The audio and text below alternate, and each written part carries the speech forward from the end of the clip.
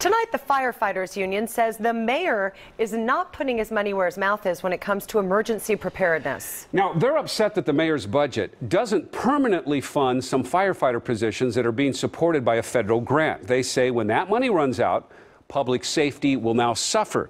Jessica Morkert digging deeper into exactly what's going on. What'd you find out, Jessica?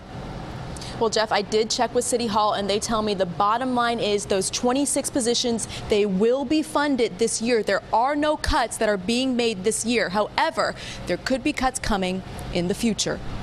The mayor talks about some of his priorities. One is complete neighborhoods, another is emergency preparedness.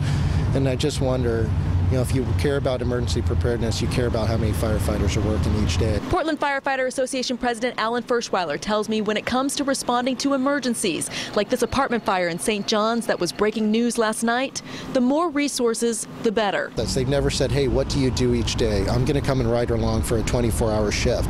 And so they're making decisions without truly finding out what we do. Ferschweiler tells me North and Northeast Portland fire stations already lost resources last year.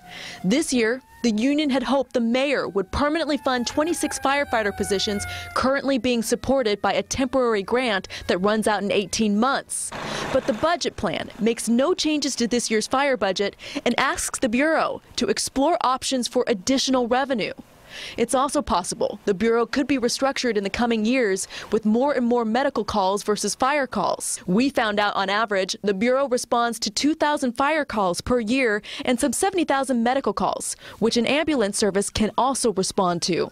So they're looking at a percentage instead of the actual number of calls, and they've never even once come and rode along with us. What's your response then to the fire union saying that the mayor is not living up to his promises that he's made? This is the kabuki that we do every year around the budget time. They understand there were no new cuts this year, that we had a maintenance budget. Dana Haynes with Mayor Charlie Hale's office tells me there's still a year left to figure out the funding source for those fire positions that are part of the temporary grant.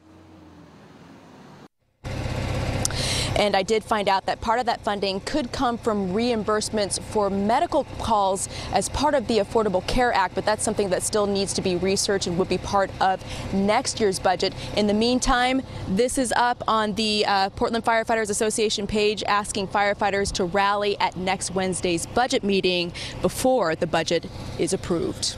Live in downtown Portland, Jessica Morkert, KOIN 6 News. And I know you